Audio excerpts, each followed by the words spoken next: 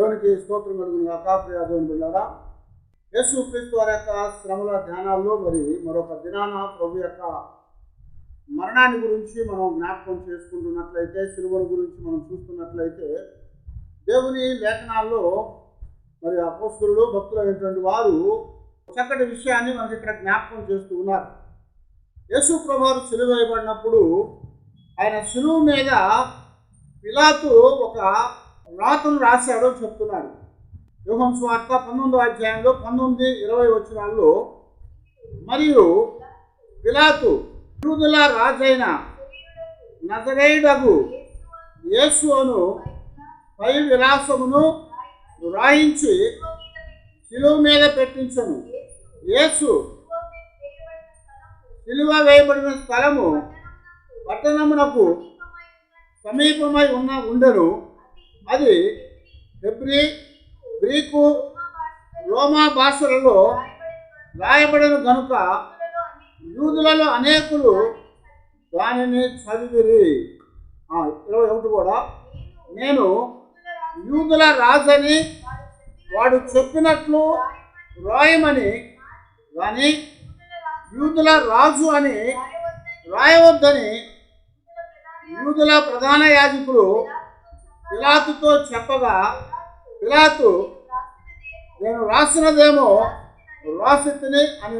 చాలు, ఇక్కడ యేసుక్రీస్తు వారి యొక్క సిలువ పైన ఒక ప్లేట్ పెట్టబడింది, దాని మీద కొంత రాయబడింది. అది ఎందుకయ్యా అంటే, నిన్న మనం చెప్పుకున్నట్టుగా సిలువ మీద చంపబడేటువంటి వారు చేసినటువంటి నేరాన్ని వాళ్ళు రాస్తారనమాట.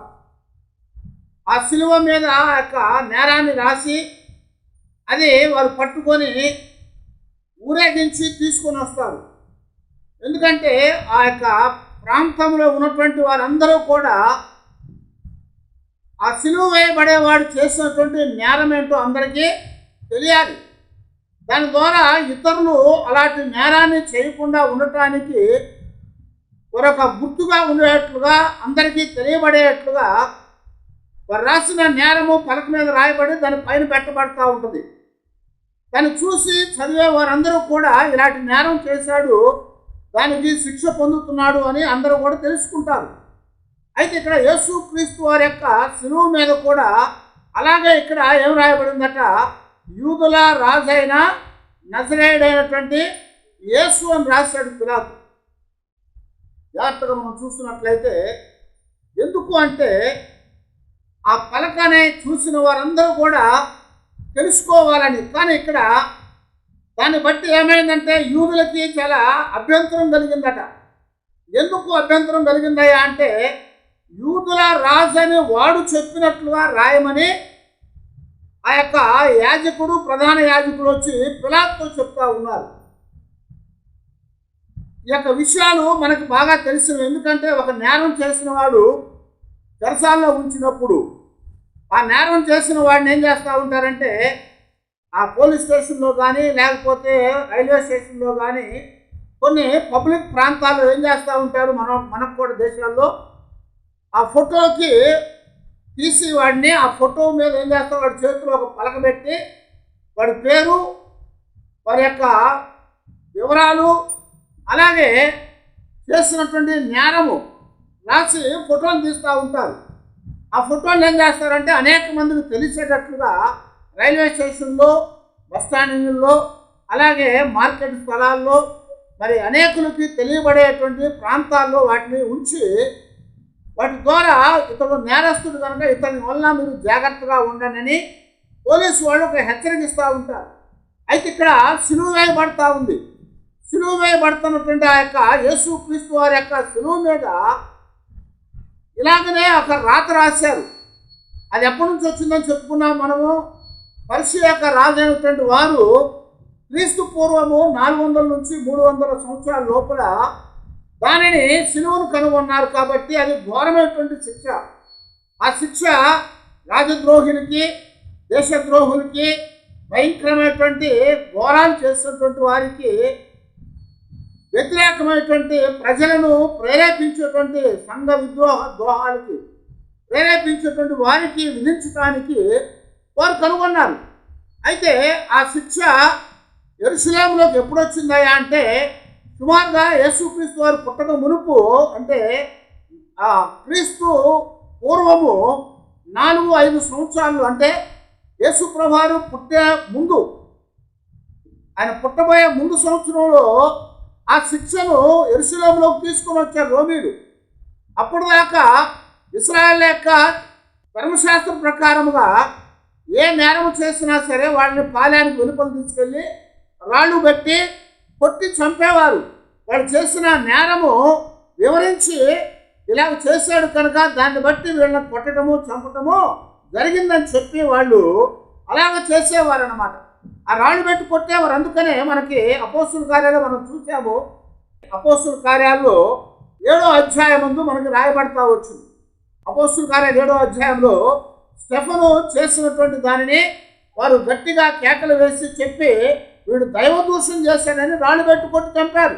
ఎందుకంటే అప్పటి వరకు కూడా యూదా ప్రాంతం అది అంతా కూడా పాలస్తీనా దేశం. అది ఆ పాలస్తీనా దేశంలో మరి యూదులను పరిపాలించేవారు ఉన్నారు. ఎవరున్నారయ్యా అంటే అప్పటిదాకా హేరోదు ఉండేవాడు.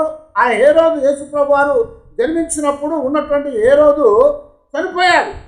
ఎప్పుడు చనిపోయాడు? ఆయన 4వ సంవత్సరం చనిపోయాడు. ఎందుకంటే యేసుప్రభు వారు పుట్టినప్పుడు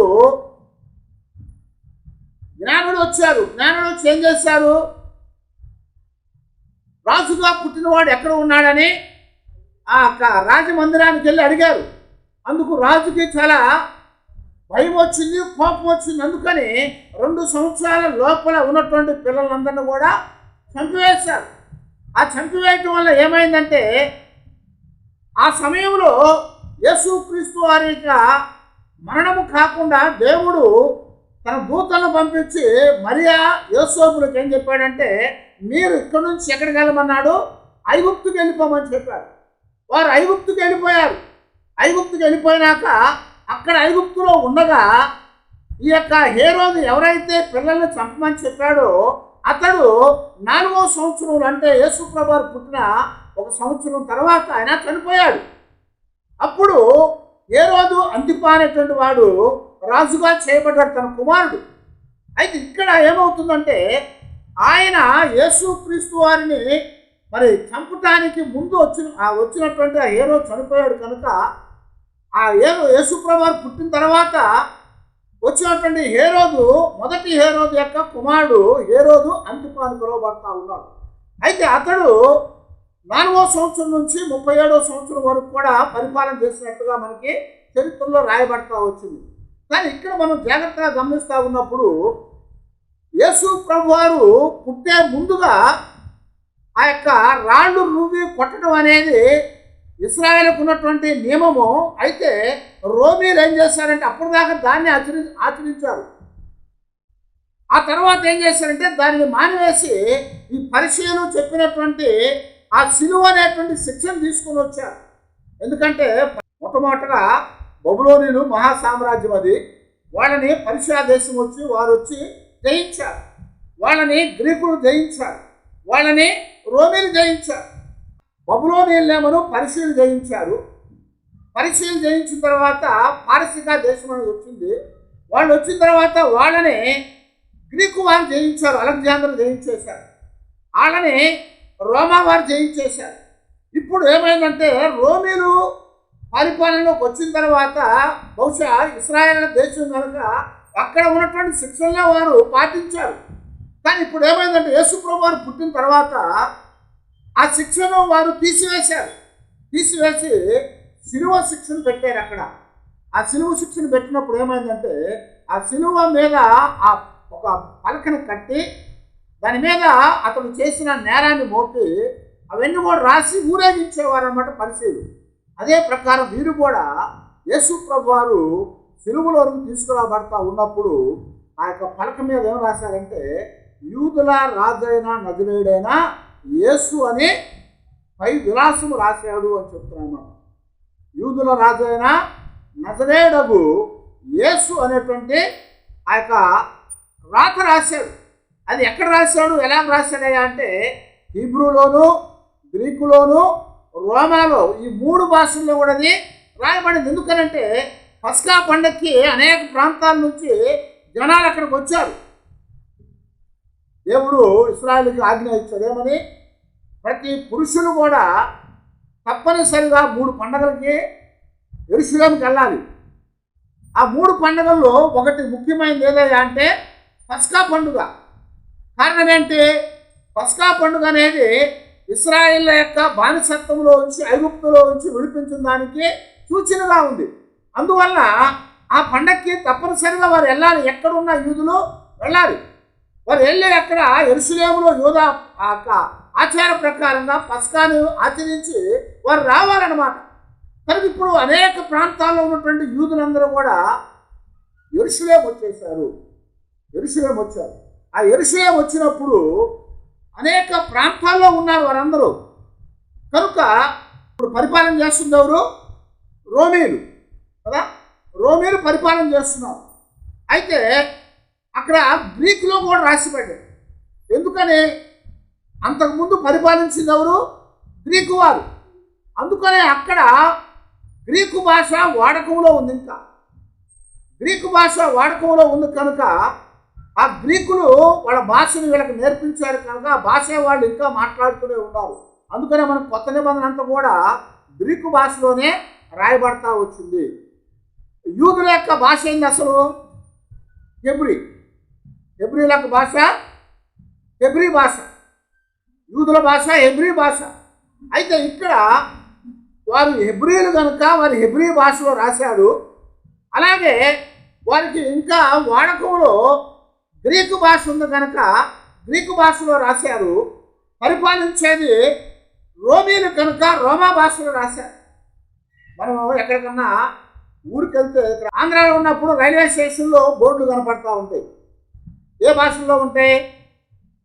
ఏ ఊరు అంటే ఆంధ్రాలో ఉంటే తెలుగులో కనపడతాయి, తెలుగులో, ఇంగ్లీష్లో, అలాగే హిందీలో ఉంటాయి. ఎందుకంటే హిందీ అనేది రాష్ట్ర భాష. హిందీ అనేది రాష్ట్ర భాష. ప్రపంచ భాష ఏంటి? ఇంగ్లీష్. మన భాష ఏంటి? తెలుగు. అందుకని ఇంగ్లీషులో, హిందీలో, తెలుగులో 3 భాషల్లో మనకి ఆ రైల్వే స్టేషన్లో మనకు కనపడతా ఉంటుంది. ఎందుకంటే సెంట్రల్ గవర్నమెంట్ సంబంధించినది కనుక. మరి అలాగే వేరే రాష్ట్రం వెళ్ళామనుకోండి, చెన్నై మద్రాసు వెళ్ళామనుకోండి, తమిళనాడు, అక్కడే ఉంటుంది తమిళలో, హిందీలో, ఇంగ్లీష్లో ఉంటుంది. అలాగా ఎక్కడికి వెళ్తే ఆ భాష, ఏ ప్రభుత్వం ఉంటే ఆ భాష రాయబడతా ఉంటుంది అన్నమాట. అందుకొరకే ఇక్కడ హీబ్రూలు కనుక హీబ్రూ భాష వాళ్ళకి రాయబడింది. గ్రీకు భాష ఇంకా వాడకంలో ఉంది కనుక గ్రీకు భాషలో రాశారు.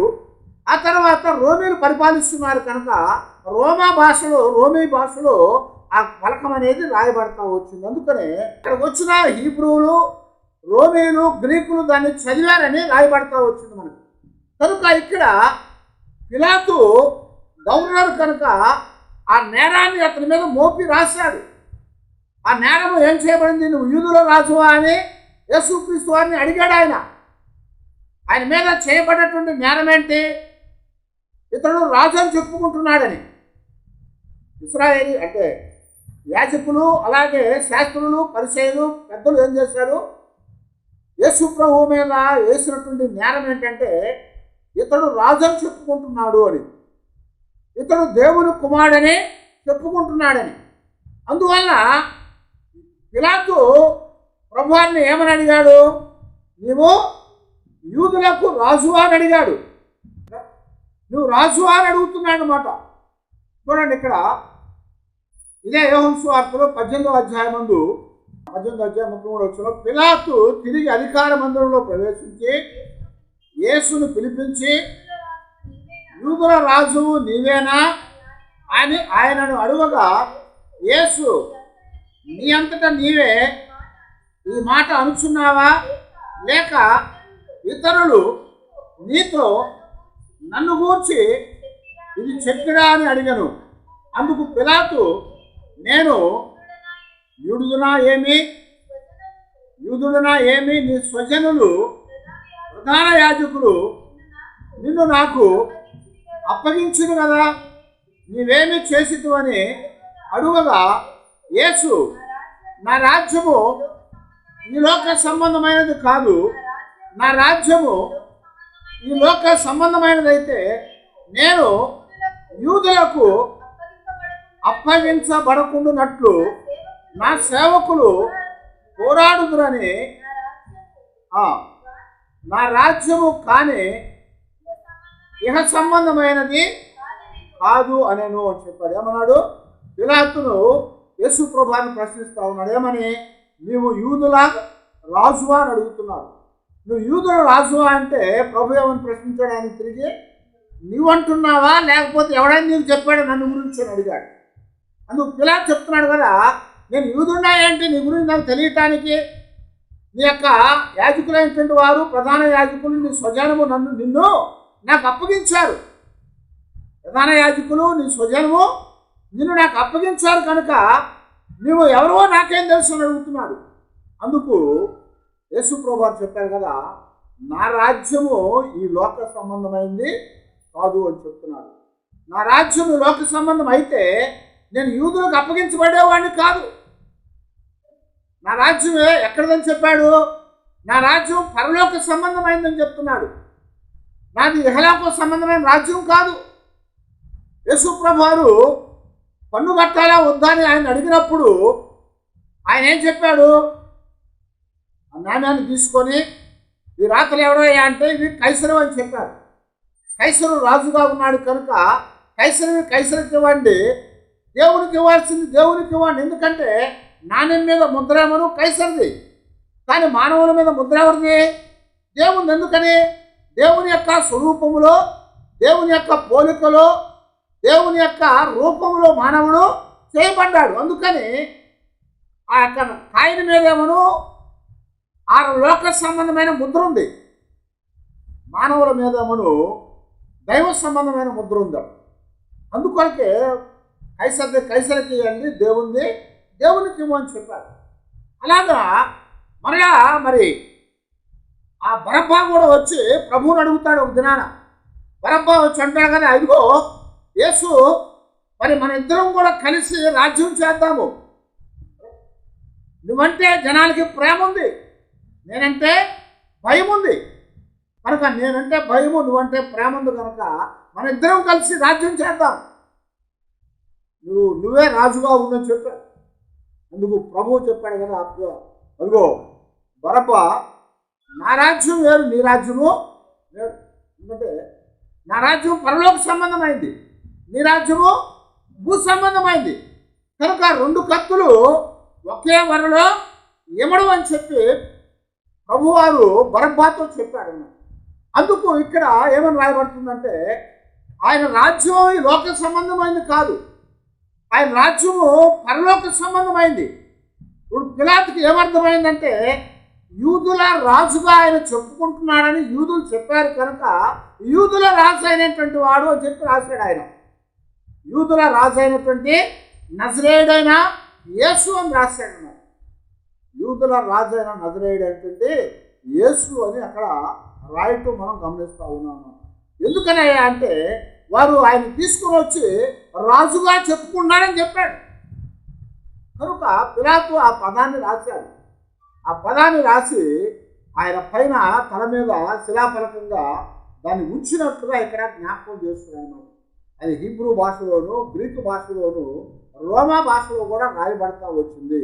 అనేకులట ఆ దారిని పోవుచున్న వారు దాన్ని చదివారని మనకి జ్ఞాపకం చేస్తున్నాడు అన్నమాట. ఆ దారిని పోయేటువంటి వారందరూ కూడా ఏం చేశారంట? దాన్ని చదువుతూ ఉన్నారట. ఏమని? యూదుల రాజు అయినటువంటి నజరేయుడైన యేసు అని చదువుతూ ఉన్నారట. ఆ మాట వినంగానే ఆ యొక్క ఇశ్రాయేలుకి ఎలాగుందంట? చాలా కోపం అనిపించిందట. ఎందుకనంటే ఆయన యూదుల రాజు కాదనుకుంటున్నారు వారు. ఆయన ఎక్కడికి వచ్చాడు? అసలు భూలోకానికి వచ్చాడు. ఎక్కడి నుంచి వచ్చాడు? పరలోకంలో నుంచి వచ్చాడు. దేవుడైనటువంటి వాడు దేవుని స్వరూపాన్ని, దైవత్వాన్ని, ఆ మహిమను విడిచిపెట్టి లోకానికి వచ్చాడు కనుక ఆయన వచ్చినప్పుడు రాజుగా ఉన్నటువంటి హేరోదుకే భయం కలిగింది. ఎందుకు? నేను కాక మరొక రాజు వచ్చాడా అని. అందుకనే పిల్లల్ని చంపటానికి ఆయన రాజు అయినటువంటి హేరోదు ఆజ్ఞాపించాడు. కనుక ఇక్కడ అలాగ ఆజ్ఞాపించినటువంటి ఆ మాటలను చూసినప్పుడు మరి రాజుకే భయం కలిగింది అప్పుడు ఆ రోజున. అది ఇప్పుడు ఇశ్రాయేలుకి అనేటువంటి వారికి కూడా భయం వచ్చింది. ఎందుకంటే ఆయన వారి ఆధిపత్యాన్ని, వారికి ఉన్నటువంటి ఆ యొక్క పెత్తనాన్ని తీసేస్తున్నాడు, వాళ్ళని గద్దిస్తున్నాడు. వాళ్ళని ఎందుకు గద్దిస్తున్నాడు? ధర్మశాస్త్రం ప్రకారం వారు నడుచుకోవట్లేదు. ధర్మశాస్త్రాన్ని చెప్తున్నారే కానీ దాని ప్రకారం వారు జీవించట్లేదు. అందుకొరకే ఆయన వాళ్ళని గద్దించాడు. అనేక సార్లు శాస్త్రుల్ని, పరిచయుల్ని ఏమన్నాడు, యాజకుల్ని ఏమన్నా అంటే, మీరందరూ కూడా ఎలాంటి వారా అంటే సున్నం కొట్టిన సమాధులు లాంటి వాళ్ళు అన్నారు. మీరందరూ కూడా పైకి తెల్లగా కనపడుతున్నారు కానీ లోపలంతా కూడా కుళ్ళిపోయినటువంటి వారుగా ఉన్నారని చెప్పాడు. ఏ రోజునేమో ఆ నక్కతో చెప్పమన్నాడు, నక్క అని చెప్తున్నాడు ఏ రోజు. ఇలాగా ఆయన గద్దిస్తూ ఉన్నాడు. ఏ రోజు అంటే ఎవరు? రాజు. ఏ రోజు రాజునేమో నక్క అని చెప్పాడు. ఈ శాస్త్రుల్ని, పరిచయుల్ని, యాజకుల్ని, ప్రధాన యాజకుల్ని ఏమో మీరు సున్నం కొట్టిన సమాధులు అని చెప్తున్నాడు. మీరందరూ కూడా వేషధారణం అని చెప్తూ ఉన్నాడు. అందుకని వాళ్ళకి చాలా కోపం కలిగి వాళ్ళ పెత్తనం అనేది తగ్గిపోతుందని వాళ్ళ కోపంతో యేసు ప్రభు వారి మీద అనేకమైన నేరాలు మోపారు. అనేకమైన నేరాలు మోపి ఆయన్ని చంపడానికి వాళ్ళు ప్రయత్నం చేశారు. ఒక దినాన ప్రభువారు ఆ రొట్టెలు పంచినప్పుడు 3 దినాలు ఆయన సువార్తను అందించిన తర్వాత యేసు ప్రభు వారు ఏం చేశారు? రొట్టెల్ని పంచారు. రొట్టెలు 5 రొట్టెలు 2 చేపల్ని ఎంతమందికి పంపాడు? 5,000 మందికి పంచడం జరిగింది. 5 రొట్టెలు 2 చేపలు 5,000 మందికి పంచాడు. ఆ తర్వాత 4 రొట్టెలు 7 చేపలు 4,000 మందికి పంచాడు. అది చూసి జనులట ఆయన పట్టుకొని రాజును చేయాలనుకున్నారు. ఆయన పట్టుకొని రాజును చేయాలనుకుంటే ఆయన అక్కడి నుంచి వారికి కనపడకుండా తప్పించుకొని పోయిన అని రాయబడతారు. ఆయన వాళ్ళకి కనపడకుండా తప్పించుకొని పోయాడట. ఎందుకంటే వాళ్ళు రాజును చేయాలనుకుంటా ఉన్నారు. ఎందుకు? రొట్టెలు పెడుతున్నాడు కనుక. ఆయన రొట్టెలు పెడతానికి మాత్రం రాలేదు. ఆయన దేనికి వచ్చాడయ్యా అంటే పాప క్షమాపణ కలిగించడానికి వచ్చాడు. ఆయన సమస్తమైనటువంటి దుర్నీతిలోంచి విడిపించడానికి వచ్చాడు. ఆయన మానవులకు కలిగినటువంటి ప్రతి ఒక్క దుర్భరాన్ని తీసివేయడానికి వచ్చాడు. పాడైపోయి నశించిపోయినటువంటి వారిని వెతికి రక్షించడానికి ఆయన వచ్చాడు. అందువల్ల ఆయన శరీరక సంబంధమైనది మాత్రమే కాదు కానీ ఆత్మ సంబంధమైన ఆశీర్వాదాలు ఇవ్వటానికి యేసు ప్రభు వారి లోకంలోనికి ఆయన వచ్చారని మనం జ్ఞాపకం చేస్తున్నారు. అయితే ఆ రొట్టెలు తిన్నటువంటి వారు ఏం చేశారంట?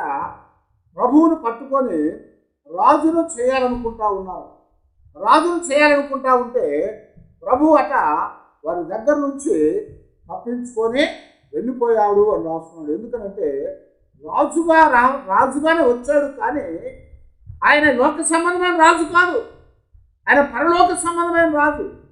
ఆయన రాజులకు రాజు, ప్రభువులకు ప్రభు. ఆయన రాజులకు రాజు, ప్రభువులకు ప్రభు అయినటువంటి వాడు ఈ లోకంలోనికి అనేకుల కొరకు క్రయధనముగా తన ప్రాణాన్ని అప్పగించడానికి ఆయన వచ్చి ఆయన తన కార్యాన్ని ఇక్కడ చూపించాడు. అయితే యేసు ప్రభువుని ఎందుకు వెంబడించారయ్యా అంటే 3 విధాలుగా వెంబడించారు. రోగాల కోసం, తిండి కోసము. మరి ఆయన చెప్పే కొద్ది మాటలు వినటానికి జనులు ప్రభు దగ్గరకు వచ్చారు. అయితే వారిలో ఆ కొద్ది మంది ఎవరైతే వచ్చారో వాళ్ళు ఏమనుకున్నారంటే ఈయన నిజముగా మెస్సయా అనుకున్నారు. మెస్సయా అంటే ఎవరు? మెస్సయా అంటే అభిషక్తుడు. క్రీస్తు అంటే అభిషక్తుడు. క్రీస్తు అంటే గ్రీకు భాషలోది, మెస్సయా అంటే హీబ్రూ భాషలోది. అందువల్ల ఆయన అభిషక్తుడని కొద్దిమంది తెలుసుకున్నారు. సమరయాలో ఆ స్త్రీ ఏమంది? నేను మెస్సియాను కనుగొన్నానని ఊళ్ళోకి వెళ్ళి చెప్పింది. వాళ్ళందరూ ప్రభు దగ్గరకు వచ్చి ఏం చెప్పారు? ఇదిగో నువ్వు మెస్సియావే అని వాళ్ళు అనుకున్నారు, చెప్పుకున్నారు. అలాగే అనేక మంది ఆ ప్రభుతో వచ్చిన వారందరూ కూడా ఏమన్నారు? ఆయన మెస్సియా అని చెప్పి పొగిడారు. ఆయన రాజుగా చేయాలనుకున్నారు.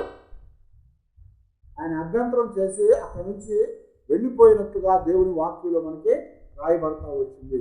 అయితే ఇక్కడ ఆ పలకం మీద ఏమి రాశారంటే యూదుల రాజు అయినటువంటి నజరేయుడు అయినటువంటి యేసు అని రాయుతూ వచ్చింది. వాళ్ళకి ఇష్టం కాకుండా ఉంది.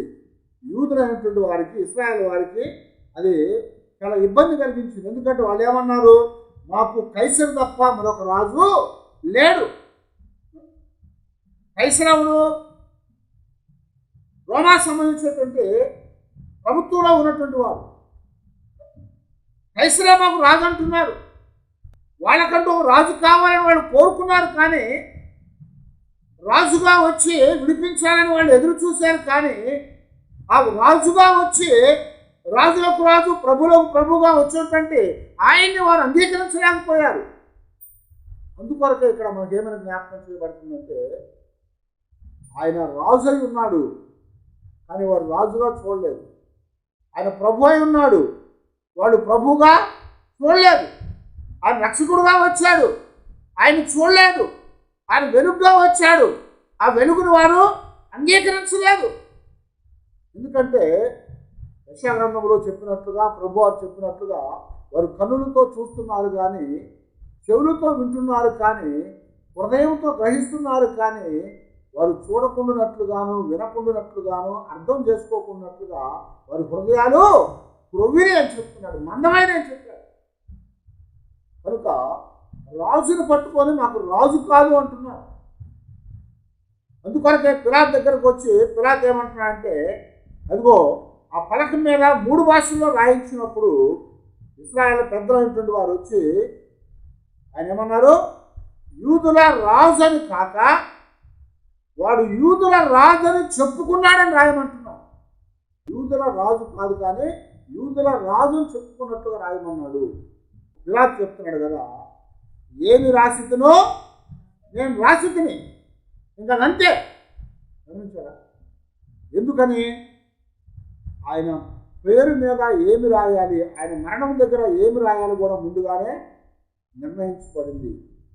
ఆయన రాజుగా వచ్చాడు, ఆయన రక్షకుడుగా వచ్చాడు, విమోచకుడుగా వచ్చాడు. అందరి కొరకు ఆ సిలువలో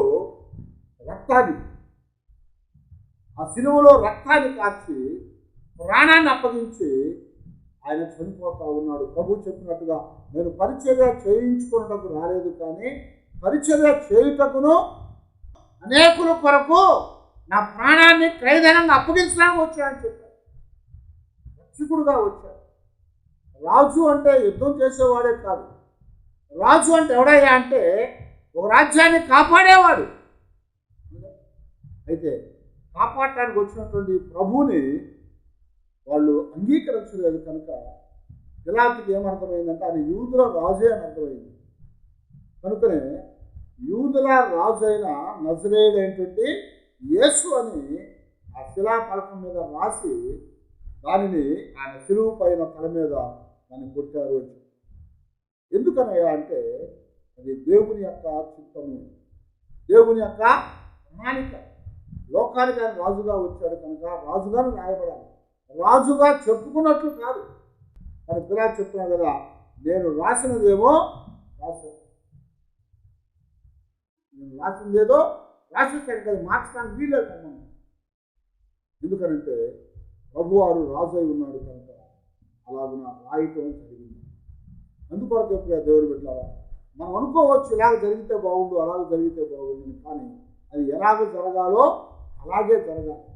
యూదులు ఏమనుకుంటున్నారంటే ఆయన రాజుయే ఎక్కడైపోతాడో, లేకపోతే ఆయన మన అధికారాన్ని ఎక్కడ తీసేసుకుంటాడో, మనందరినీ బయటకు ఎక్కడ తరిమేస్తాడో అనే కోపంతో ఆయన మీద తిరుగుబాటు చేశారు. ఆయన పట్టుకున్నారు, సిలువకు అప్పగించామనుకుంటున్నారు.